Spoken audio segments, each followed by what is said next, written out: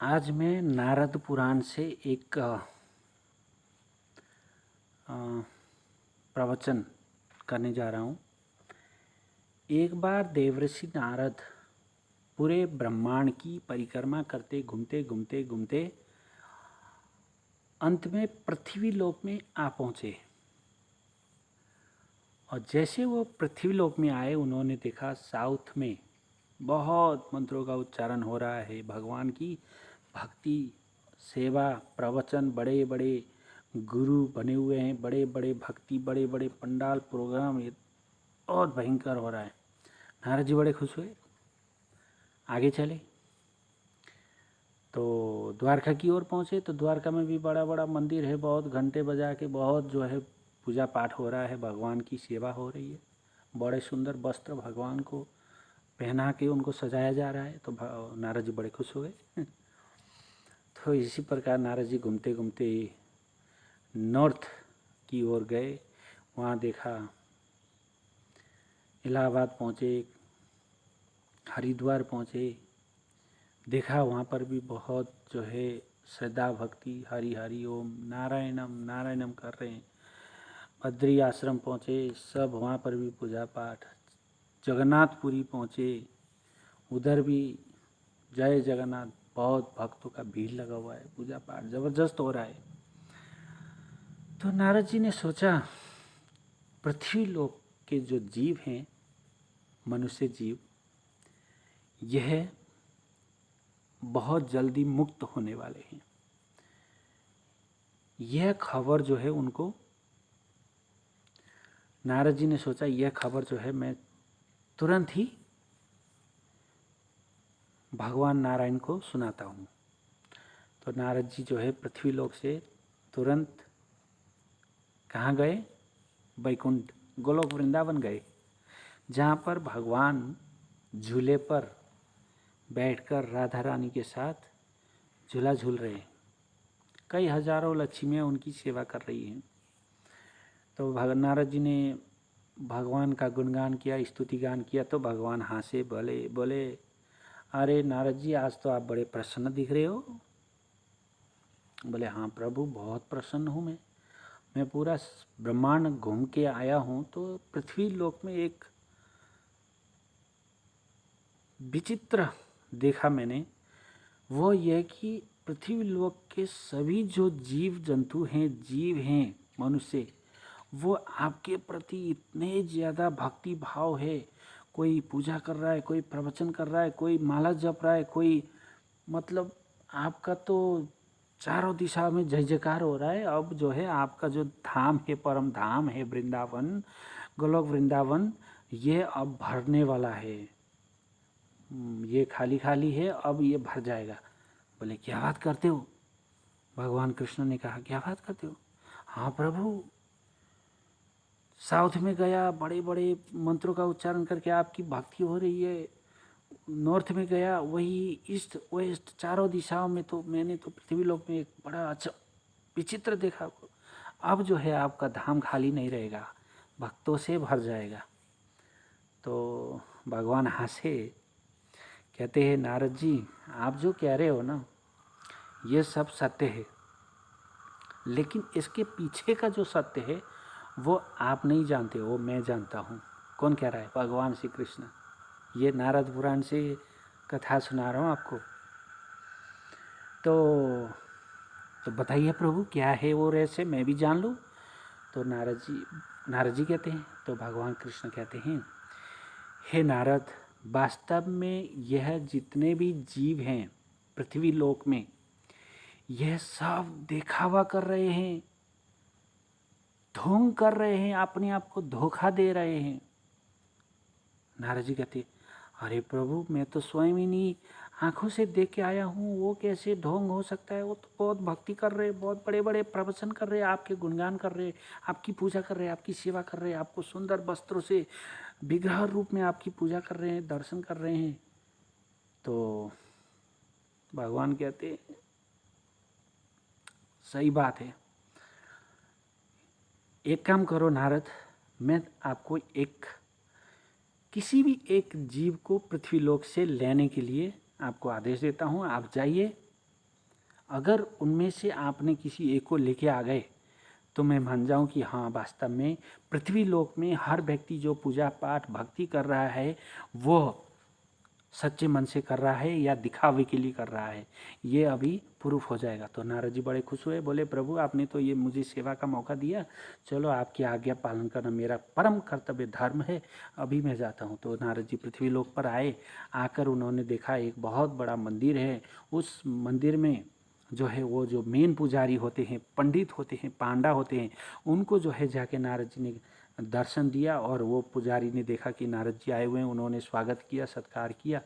और अंत में जो है वह पंडित कहते हैं नारद जी आपके आने का कारण क्या है?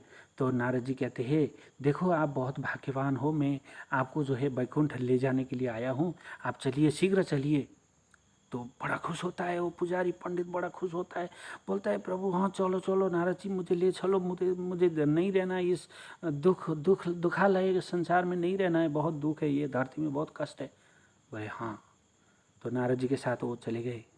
जब जा रहे थे आकाश मार्ग से, थोड़ी देर के बाद वो पुजारी पंडित ने पूछा नारद जी एक बात बताइए, मैं जा तो रहा हूँ भगवान के धाम, लेकिन बस इतनी सी जिम्मेवारी रह गई। बोले क्या? बोले 3 मेरे बेटे थे, 2 बेटे के मैंने विवाह करा दिया, एक छोटा बेटा रहता था, वो मेरा पूरा कार्य नहीं हुआ देवर्षि। बोले अच्छा हाँ, अगर मैं तीनों बेटे को, अपने बच्चों को, अपनी जिम्मेवारी सारी उनको सौंपूंगा और मेरा जो कर्तव्य है वो पूरा करूंगा, तो मैं खुशी खुशी भगवान के धाम जा सकता हूँ। इस प्रकार से जो है वो कहता है। नारद जी कहते हैं ठीक है, कितना टाइम लगेगा? बोले 8-10 साल लग जाएगा। ठीक है। नारद जी छोड़ के चले गए, उसको वापस भेज दिए। तो 8-10 साल के बाद दोबारा नारद जी आए। उस व्यक्ति ने जो है अपने बच्चों की शादी करा दी है, बड़े बेटे बेटियों की पोते पोती हो गए, उनके साथ खेल रहा है। और फिर बाद में जो है नारद जी कहते हैं अब तो आपकी जिम्मेवारी ख़त्म हो गई ना, चलो। बोले नारद जी हाँ चलो चलो। थोड़ी देर बाद फिर वो पंडित कहता है, ब्राह्मण कहता है कि हे देवर्षि, मुझे जो है अभी बेटों का, बच्चों का बच्चे हुए हैं, तोते तोतियाँ जो नाती हैं नातिन हैं, ये सब के साथ खेलने में मुझे बड़ा अच्छा लगता है, थोड़े ये बड़े हो जाते हैं उसके बाद फिर मैं चलूँगा। तो नारद जी कहते ठीक है कोई बात नहीं, चले जाते। कुछ समय के बाद फिर नारद जी आते, बोलते आपकी जिम्मेवारी पूरी हो गई? बोले हाँ नारद जी, अब क्या है ना, छोटे बच्चे का भी बच्चे हो रहे हैं ना, तो उनको भी तो थोड़ा बड़े होते देखना है मुझे। तो फिर नारद जी चले जाते हैं। तो कुछ समय के बाद नारद जी फिर आते हैं, तो देखते हैं उस घर में वो व्यक्ति नहीं दिखता, वो ब्राह्मण नहीं दिखता, जिसके पीछे हाथ धो के नारद जी वैकुंठ ले जाने के लिए पड़े हुए हैं, वो नहीं दिखता। तो नारद जी ने जब नहीं देखा तो उन्होंने आंख बंद किया, ध्यान लगाया कि वो जो ब्राह्मण का शरीर में जो आत्मा था वो कहाँ गया। तो नारद जी आंख बंद करके देखते देखते उसी घर में वो नीचे गिर गया, कुत्ता बन गया, कुत्ता बन गया और उसी घर की रक्षा कर रहा है।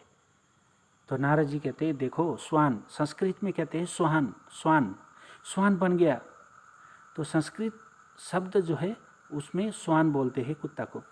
तो वो स्वान के रूप में नारद जी ने गए, जाके उसको बात किया। नारद जी तो किसी भी रूप में किसी भी जीव से बात कर सकते हैं ना। तो नारद जी ने बोला अरे आप मनुष्य शरीर में थे, आसक्ति के कारण अब आप कुत्ता बन गए, कोई बात नहीं।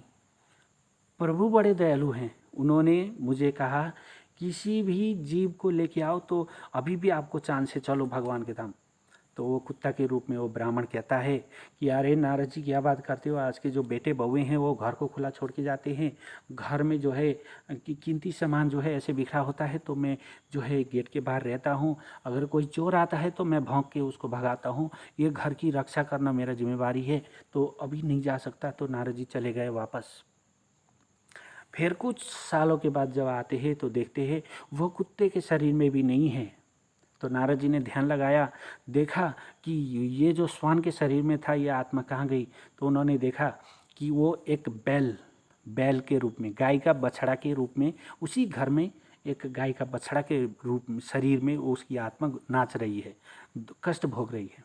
तो नारद जी ने देखा कि अरे बाप रे, तुम तो बैल बन गए हो, अब तो चलो। बोलता है अरे क्या बात करते हैं नारद जी, मैं ऐसे कैसे जाऊं, अभी तो मुझे बड़ा होना है, और मुझे जो है मेरे जो बेटे हैं पोते हैं, ये मुझे हल मेरे कंधे में लगाएंगे और खेत जोतेंगे, खेत जोत के जो है अन्न उपजाएंगे, और उस अन्न को वो खुद भी खाएंगे और मुझे भी खिलाएंगे, तो ये सारी जिम्मेवारी से मैं कैसे जा सकता हूँ छोड़ के।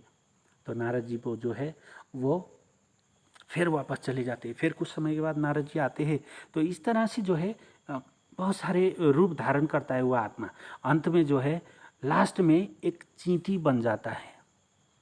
उसका जो आत्मा है वो एक चींटी के रूप में होता है। और जब नारद जी ध्यान लगाते हैं तो देखते हैं कि जहाँ पर वस्पेशन के नीचे बर्तन धोते हैं वहाँ पर वो चींटी बैठा हुआ है, उसी घर में, उसी परिवार में। सर्कल है जी, समझना बहुत सरल है। तो हम भी कहीं ना कहीं जो है इस बंधन में, माया मोह के चक्र में फंसे हुए हैं, तो हमें समझना होगा।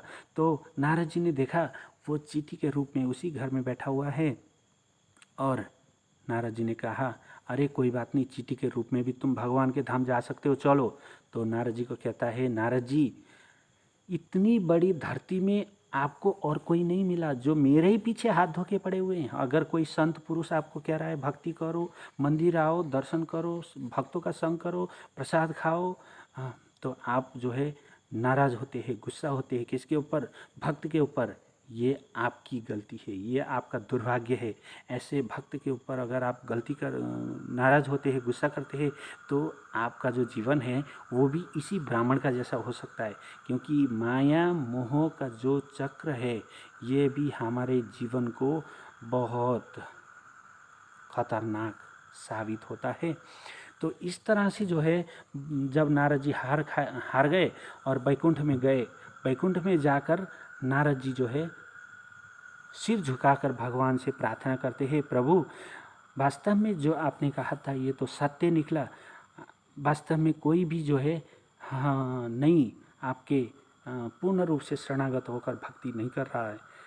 मैंने बहुत कोशिश किया लेने को, लेकिन कोई आना नहीं चाहता है।